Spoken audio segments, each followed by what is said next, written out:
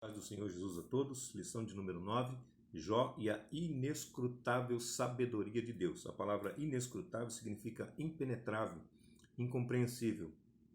Então poderíamos dizer assim, Jó e a incompreensível sabedoria de Deus, Jó e a impenetrável sabedoria de Deus.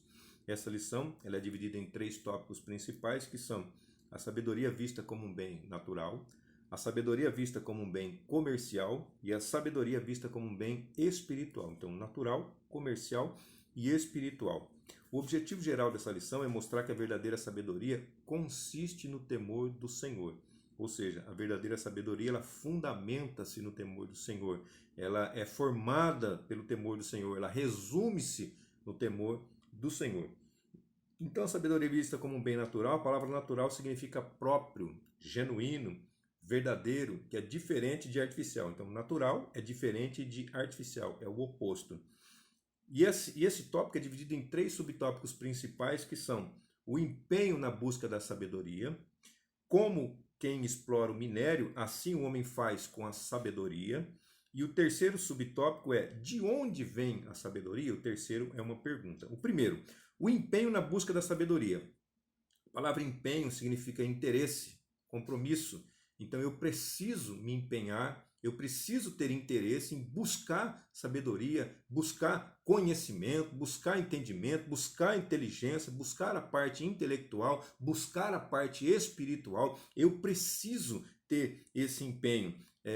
Até tem uma comparação aqui, o sábio, a sabedoria e a inteligência, existe uma diferença? Existe uma diferença. O sábio, ele nunca entra numa situação difícil, diferente do inteligente. O inteligente, ele entra numa situação difícil, mas pela sua inteligência ele consegue sair. Então, olha a diferença. O inteligente entra na situação difícil, mas ele consegue sair. O sábio, ele nem entra nessa situação difícil. Percebeu por quê? Porque ele pondera, porque ele pensa antes, porque ele pesa as ações. Então, existe essa diferença.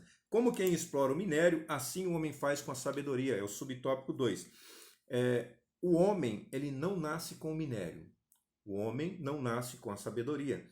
Então ele busca meios de poder cavar o buraco para chegar onde tem o veio de ouro e seguindo até encontrar o minério que ele precisa, até encontrar o ouro, até encontrar a prata, até encontrar a pedra preciosa de que ele busca. Então ele não nasce com, mas ele vai atrás para poder adquirir. A sabedoria, ninguém nasce sábio.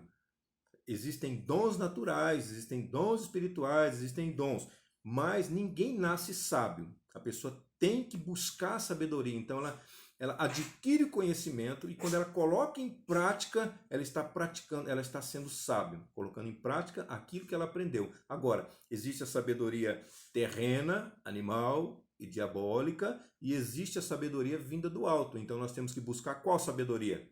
Você já sabe a resposta, nós temos que buscar a sabedoria do alto, sabedoria que vem diretamente de Deus. Então nós temos que aprender a ser sábios. E como que nós aprendemos? Nós aprendemos quando nós colocamos em prática aquilo que nós aprendemos de Deus. Então nós aprendemos de Deus e colocamos em prática. Isso é ser sábio, isso é estar praticando a sabedoria. Terceiro subtópico, de onde vem a sabedoria? Algumas respostas, segundo a Bíblia, nós podemos dar aqui neste momento. Na multidão de conselhos, olha só, então o próprio Salomão deixou escrito, ou ele pronunciou e alguém escreveu, na multidão de conselhos há sabedoria. Então o próprio Salomão, sendo um rei muito sábio, a pessoa mais sábia do mundo, ele ainda tinha conselheiros. Veja bem, conselho é diferente de opinião. Opinião, a pessoa, eu acho que é assim, deve ser dessa forma, isso é opinião. Conselheiro não, o conselheiro ele é um especialista que vai te aconselhar, que vai falar aquilo que você deve fazer para que dê certo. Então tem uma diferença de opinião e de conselho, tá bom? Não vá atrás de opinião, vá atrás de conselho. Nós precisamos de conselho, de pessoas especialistas para nos ajudar quando tivermos problemas. Então, na multidão de conselhos, a sabedoria. De onde vem a sabedoria? A sabedoria ela vem do silêncio. Olha só, Salomão deixou também no livro de Provérbios, está escrito assim, até o tolo se passa por sábio quando fica de boca fechada. Tá vendo? Ninguém conhece seu pensamento, ninguém sabe o que está passando pela cabeça dele. Então ele se passa por sábio. Então se ele ficar só ouvindo de boquinha fechada, as pessoas vão, será que aquele rapaz deve ser muito inteligente, né? Aquele rapaz deve ser sábio, porque não fala nada, deve estar só pensando para poder dar uma resposta. Salomão deixou escrito, tá bom? De onde vem a sabedoria? Sabedoria, ela vem da eternidade, ou seja, ela é de outra dimensão. Tiago diz assim, Tiago 1, capítulo 1, versículo 5 diz assim: quem tem falta de sabedoria, peça a Deus, que dá liberalmente e não lança em rosto. Então, se ela vem de Deus, ela vem do alto, ela vem de outra dimensão, ela não é dessa terra, ela não pertence a essa terra. De onde vem a sabedoria? A sabedoria, ela habita junto com a prudência, também está no livro de Provérbios. A pessoa prudente é que ela pensa nos seus atos, ela pensa nas suas ações, ela pensa nas consequências. Tem uma frase que diz assim: toda ação gera uma reação. Então, nós temos que calcular os impactos. O que eu vou falar? O que vai ocasionar lá na frente? O que eu vou fazer? O que vai ocasionar lá na frente? Então eu tenho que ponderar, colocar numa balança. Antes de executar qualquer ato, antes de falar qualquer palavra, eu preciso ponderar, eu preciso pensar certinho no que eu vou fazer. E também, de onde vem a sabedoria? A sabedoria, ela vem do temor do Senhor. Provérbios 9:10 diz assim: o temor do Senhor é o princípio da sabedoria. Então, temer ao Senhor é começar a ser sábio. Então, a fonte da sabedoria, ela é o próprio Deus. Então, se ele é a fonte, nós temos que beber dessa fonte, nós temos que buscar essa fonte. Da mesma forma que alguns buscam o minério, se esmeram, estudam, aprendem para poder fazer coisas que naturalmente não se ocorre, então nós temos que fazer da mesma forma para buscar a parte espiritual, a parte da sabedoria. O resumo desse tópico diz assim: Jó descreve o contraste ou a oposição, a comparação. Jó faz um paralelo entre a busca do homem por minérios naturais e pela sabedoria. Então são coisas terrenas e são coisas celestes. O segundo tópico diz assim: a sabedoria é vista como um bem comercial. Comercial, desculpe, comercial que gera lucro do comércio ou relativo a ele. Então a sabedoria é um bem comercial, ela pode ser negociada. Esse tópico está dividido em 3 subtópicos principais, que são o preço da sabedoria, o valor da sabedoria, viu só? São coisas diferentes, o preço e o valor. E o terceiro, a sabedoria não é um bem comercial. Então já está respondido. O terceiro subtópico já respondeu.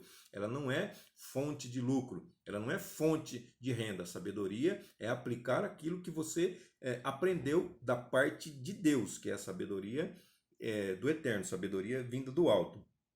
O preço significa o dinheiro pago por algo, por alguma coisa.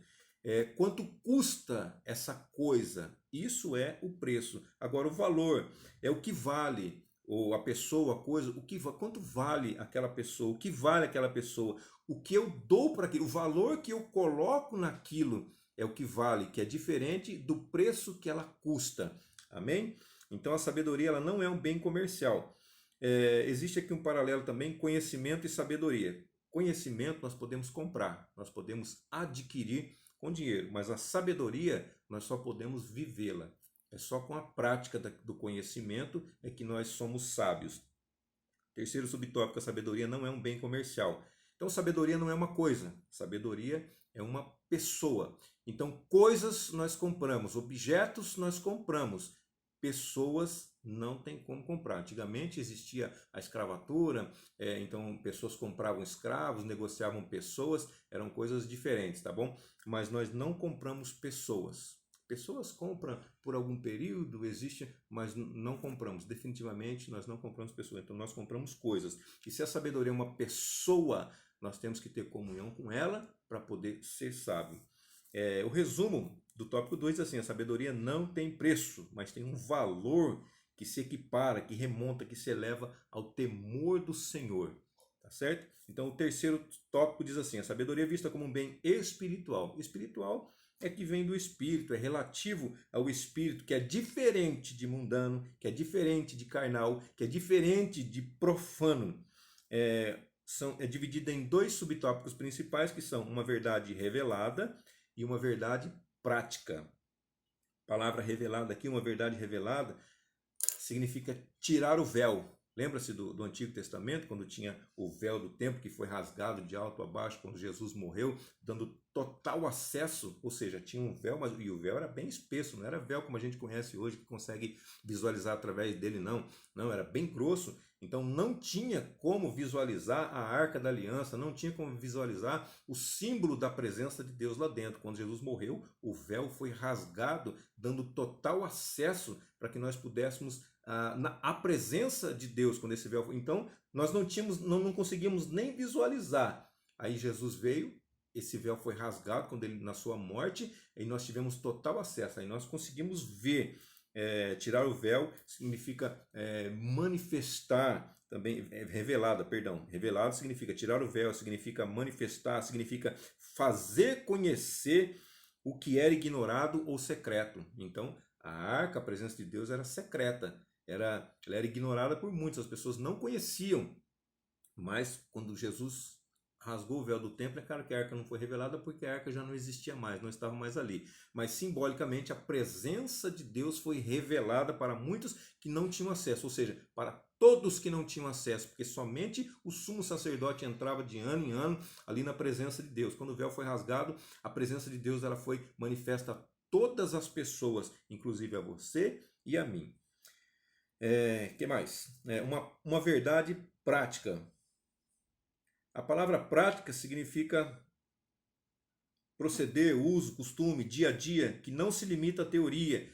Prática significa fazer, ou seja, e colocar em prática, meu irmão, é uma coisa teoricamente tão simples colocar em prática aquilo que nós aprendemos, mas muitas vezes nós vamos aprendendo e vamos guardando conosco, vamos nos inchando de conhecimento, vamos nos inchando de coisas adquiridas e não colocamos em prática. Então, tudo aquilo que nós aprendemos, nós temos que colocar em prática, porque a própria palavra de Deus diz assim, que não sejamos ouvintes esquecidos, mas praticantes da palavra de Deus. Então, tudo que nós aprendemos, coisas boas, irmão. Não vamos colocar coisas ruins em prática. Lembra da lei da semeadura? Tudo que o homem semear, isso também ceifará. Então a teologia de Jó aqui é falar sobre a impenetrável, incompreensível sabedoria de Deus, inescrutável sabedoria de Deus. Então tudo aquilo que nós recebemos de Deus, nós colocamos em prática. Aí sim seremos considerados pessoas sábias. Quando nós fizermos aquilo que nós tivemos que fazer. E também, para receber a sabedoria do alto, nós precisamos ter um relacionamento com Deus. Nós precisamos nos aproximar dele, estar sempre diante dele, buscar a presença dele, meditar na palavra dele.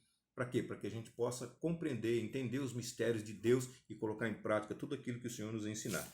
Então, o resumo do tópico, do terceiro tópico, diz assim: a sabedoria é uma verdade revelada e tem implicações práticas. Então, Deus nos revela as verdades dele e nós temos que colocá-las em prática.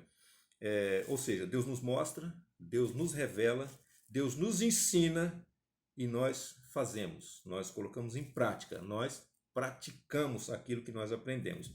Tem um ditado que diz assim: a prática leva à perfeição. O que nós temos praticado? Em que estamos nos aperfeiçoando? Como eu disse, nós podemos nos aperfeiçoar, nós podemos praticar coisas boas, ou nós podemos nos aperfeiçoar e praticar coisas ruins. Então, o que? Vai ficar essa pergunta no ar, tá certo? Deus abençoe a sua vida, Deus abençoe seu ministério, sua família, e até a próxima aula, se assim Deus nos permitir.